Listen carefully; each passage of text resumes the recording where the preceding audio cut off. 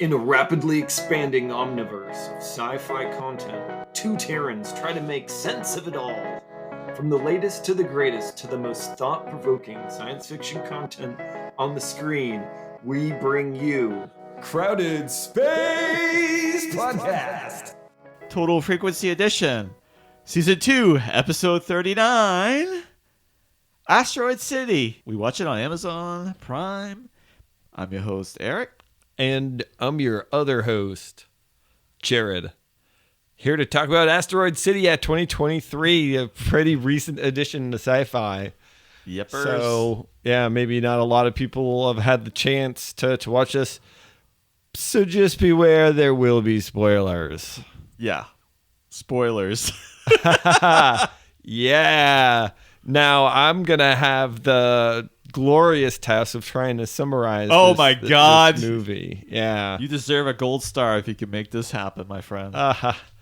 One moment, pause while I bring up the cast of characters, because there's too many There's to try so to remember many. These names. Yeah. There's so many.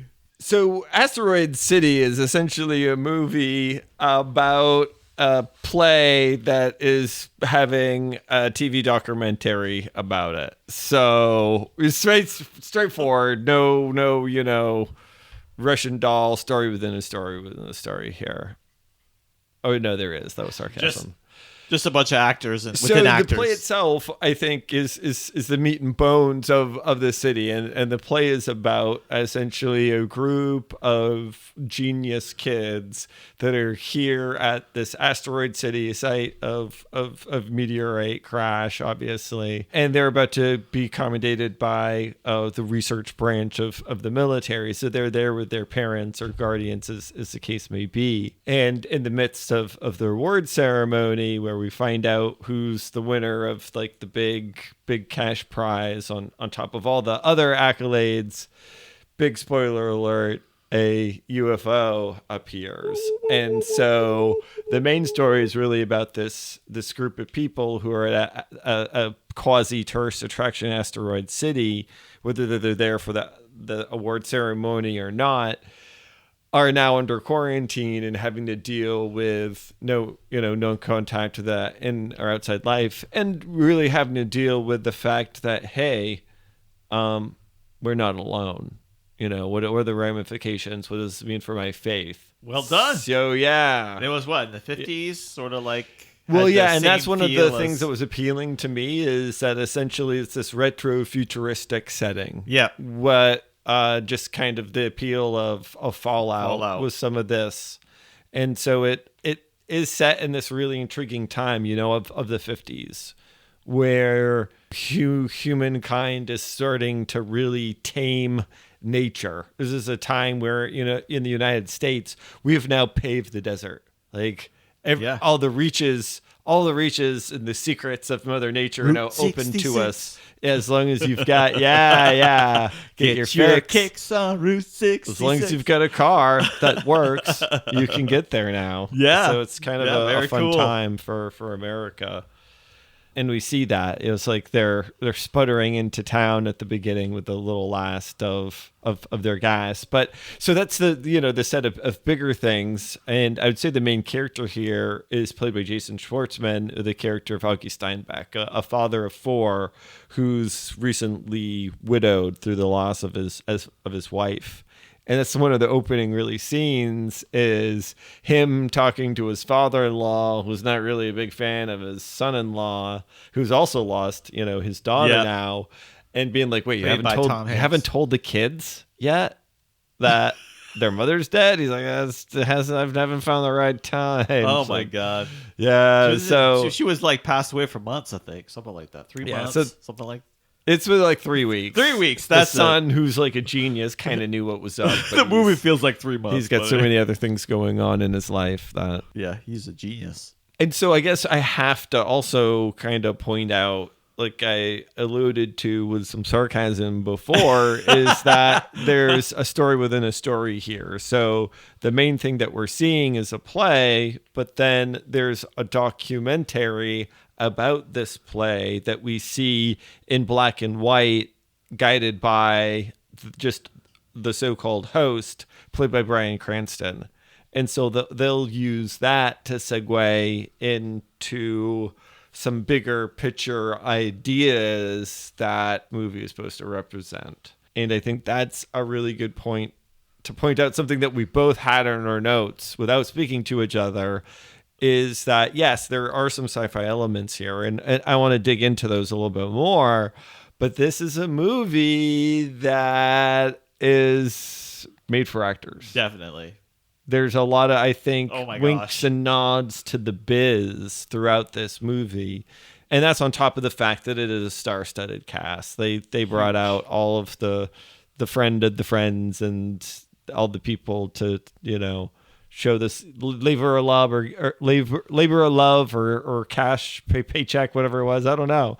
But, it wasn't Edward Norton, Tom Hanks, Scarlett Johansson, Maya Hawke, Margot Robbie, Adrian Brody, Steve Carell, Matt Dillon. William Dafoe pops in for a couple of good scenes. Tilda Swinton, Stephen Carell. Why not? She's in the here. Hotel manager. Yeah. No, so the list goes on and on and on. Mm-hmm. And so, honestly, this is sci-fi podcast. There is a lot, I think, to dig in there and what it means for actors, actresses. If you've got anything you want to mention on it, I just want to say, hey, that's there. That might be something that interests other people. Well, some people I don't enjoy those movies. I don't want to ruminate on it that much. No. It made for some interesting scenes, but other than that, let's talk about the sci-fi, because what makes a sci-fi? That's true. There's just a sprinkling of elements, and I think it is enough. I do agree that this is a sci-fi movie because, we're introduced to alien life forms here, even if briefly and comically. And then the kids' inventions themselves are kind of a reach. They're sci-fi. On your sci-fi jump, let's talk about the high notes of this. Wonderful movie. You want to start? I'll start it off. I love the alien part with the saucer, an alien coming down, grabbing the asteroid, and going back up. I thought it was cool. The way they made the alien kind of like animated-ish, I guess you want to call it. I think that was the cool part of the movie. Kind of brought that. Well, it's funny. I have recently watched The Time Machine. That the alien was pretty much stop motion in here. It gave it that kind of jerky, weird sort of movement. So it was kind of funny that who knows, could have been a nod to that. But yeah, I liked the alien in it. I thought it was funny. And the way that people reacted, oh my God. No, just the reveal that they're already looking at the night sky and that there was a special alignment of the three, and they all had their boxes on, and then the kid's like, wait, that's not normal. Yeah. And that it just came out in a straight line and turned and came down. Jeff Goldblum, the alien came out. Yeah, and that he was just kind of down and awkward, and then like, yoink, I'm out of here. And I think I saw Eddie Murphy waving in the back when he and then slowly people trying to figure out what just happened, really. And that the Augie, the kind of the main character dad here, who's a photographer, he's snapping. Yeah, did manage to get a photo. So Speaking I thought that was kind of cool. I think one of my other ones for high notes was the cinematography in this movie was well done, with switching between black and white to like the weird like pastel. Was it pastel? The colors, they really popped. Yeah, especially the kind of that diner. Yeah. Faded aquamarine blue. Yes, it's just that for me part of that whole retro-futuristic. Yeah, it really made effect. It gave a good effect to it. No, the whole kind of campground that Steve Carell's character played as the manager or whatever really did it for me. And I guess to segue into that, another high note, two of my high notes was that they had the martini machine, vending machine. Oh, he just had the long line of vending machines out front of his place. That's right. Right. And again, it's just one of the things that I've always drooled over with like Japanese culture, like the vending machine, you can almost get anything. Yes. You see that a little bit more at airports where it's like, oh, you can get an iPad now at a vending machine at a lot of airports. But also seeing that, maybe even Amsterdam, they get the big wall where they put the food in and you just put your money in the slot. And yeah, because they had like a real estate. Yeah, that was the other one that I had too, the real estate, and it's like, how does this work exactly? Is this well, no, you get no. Like, yeah, that's a cool idea. Why not do that? Yeah. Why It not was do cool. that? It was cool. If you got Good the space call. for it, do it. So Good call. Yeah, that's what I had. It's colors was a good one. Anything else? well, really, I guess piggybacking on the whole alien reveal is to get about, why I think this is a good example for sci-fi.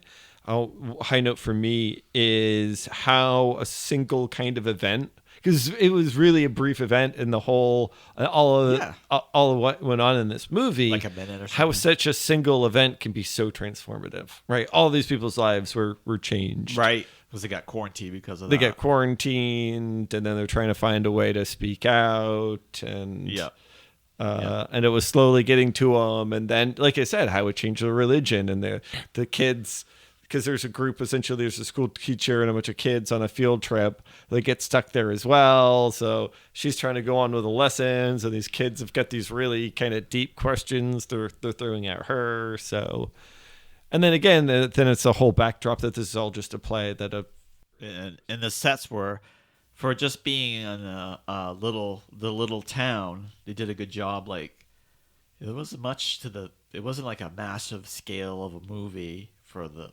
set. It was like little parts in the town, right? And then you had the play, and that was pretty much most of it. Yeah. That was pretty much it. So they took a little tiny area and like spread it out throughout like the movie.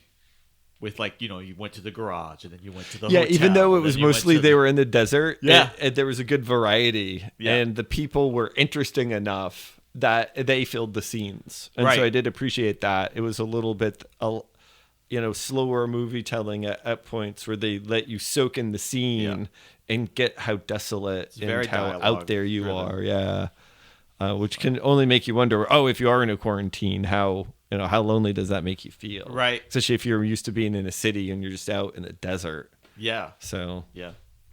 Anything else? I'm ready for the low. Let's roll into the low. Yeah. Roll it on. I'll take the lead on Go the for low. it, my good buddy. Well, so like I said, some of the high note that I liked of where you get a single event can be so transformative.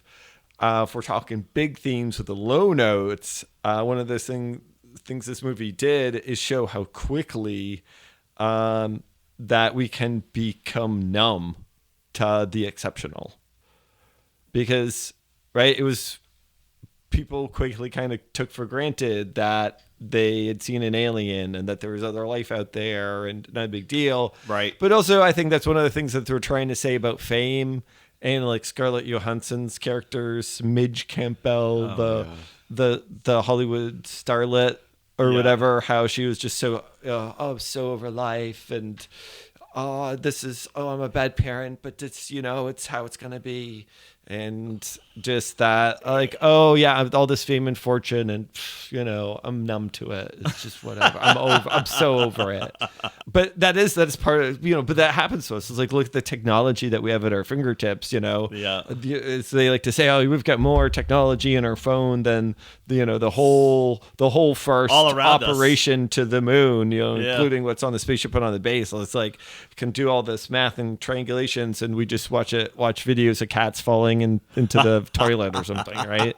It's like, Football in the we've got all groin. these things, and we just take it for granted and become numb to it. So I'm not sure if that's something that was intentional, but that's something that I guess I took away, which is kind of a low note. It's like, the exceptional does become mundane after a while. That's very true, especially when you have a star-studded cast of actors portraying that I felt was kind of overwashed with high quality actors doing low quality roles sometimes. Yeah. it gets a little bit like perfect example. I mean, I love Scarlett Johansson. Not a bad actress, but she's complaining about, you're over sexualizing me, and then she's like quote unquote naked in one of the scenes of the movie. Like, you can't have it both. Like, you can't. You're being over sexualized now, but you complained earlier with Black Widow that you were over sexualized. Yeah, no, I do think that was intentional, but yeah. But anyway, So for me, it was the whole premise of, like I said, a lot of star-studded power. And some people enjoy that in movies, but again, that's the whole thing about movie made for actors, where they kind of lose that. They lose the trying to build a character from the beginning with multiple characters. When there's too many of them, it's hard to connect with one of them. Yeah, I don't know what they were thinking there. Because I didn't connect. It was hard. It was a lot harder to with. connect to the characters, especially because everyone was a little weird. It's a typical Wes Anderson movie. Everyone's a little odd, a little quirky. Yeah.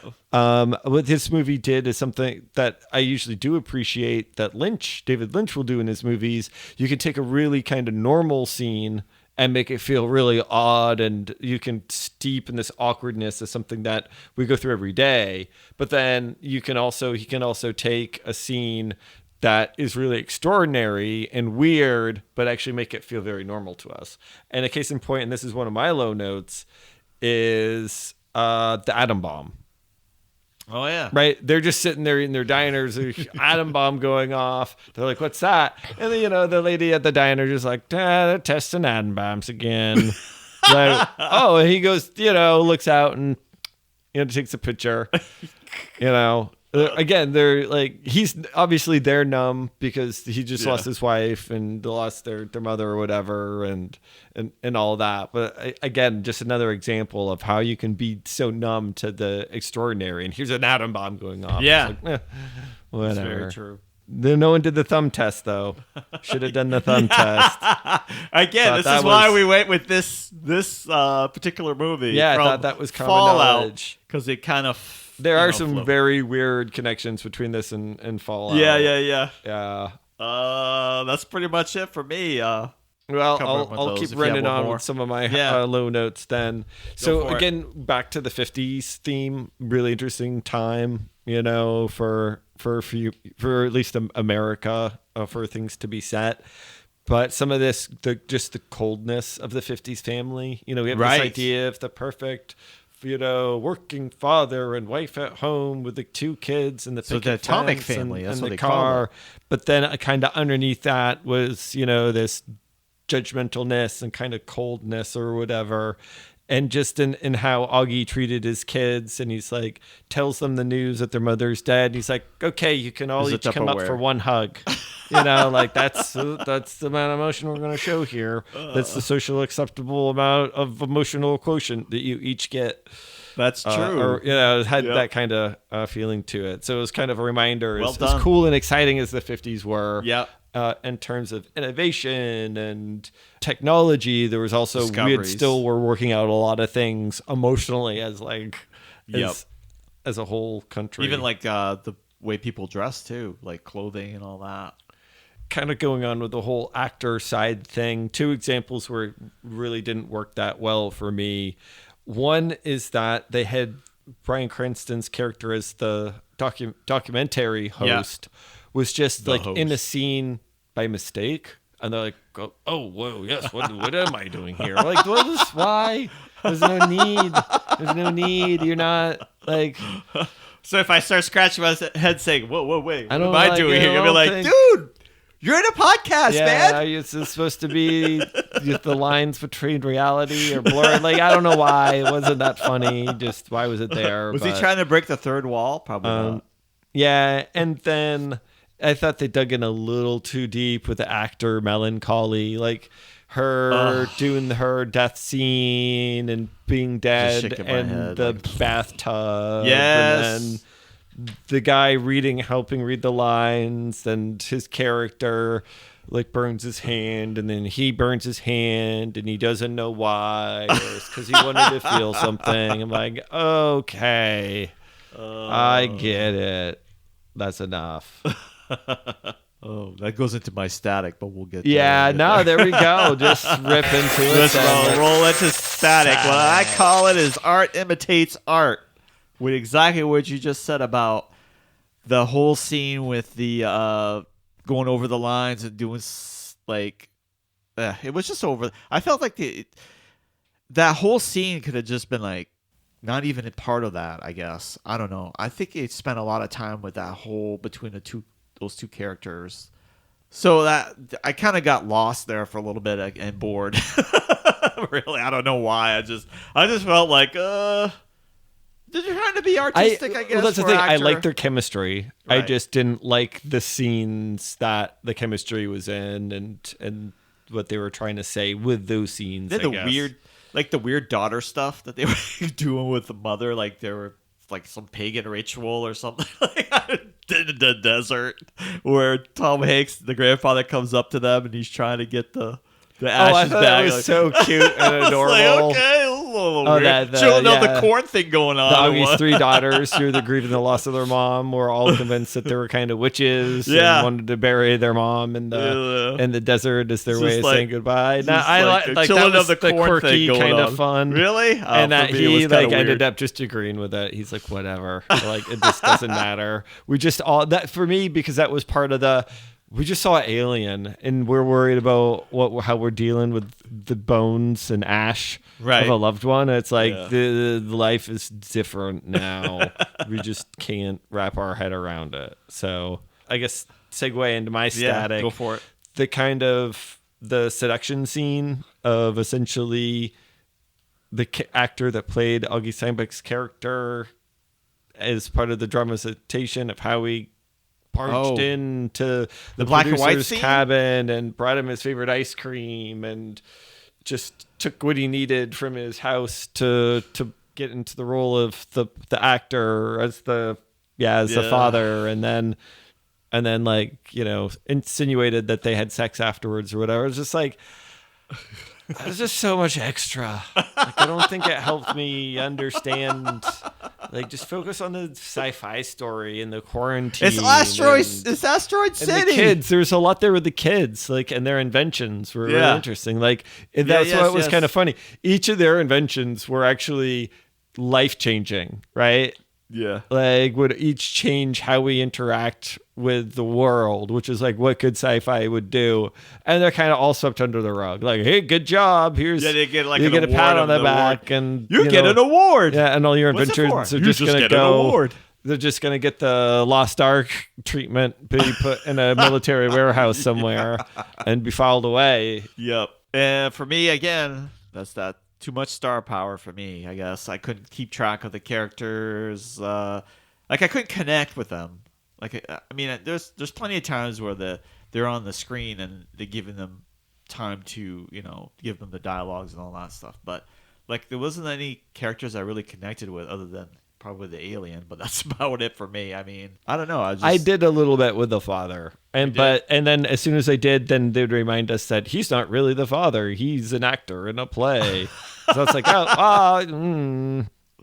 yeah. So I think they did shoot themselves in the So foot. the hour-long with movie connecting with the people. felt like 5 hours long for me. No, so. okay. No, it didn't. It didn't drag on for me, but yeah, did. an hour 45 minutes. So didn't feel like it dragged on as long as it took me to get this freaking computer working again. Behind the Whatevs. scenes technical difficulties. Yeah. Please stand by. But we're not here to talk about that.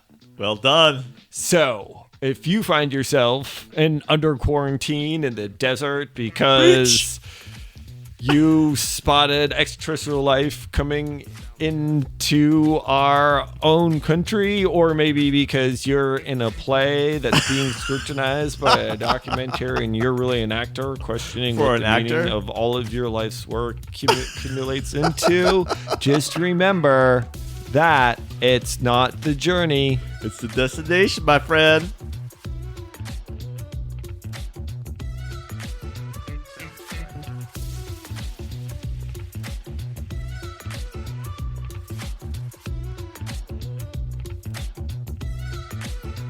He's shy, but not intimidated.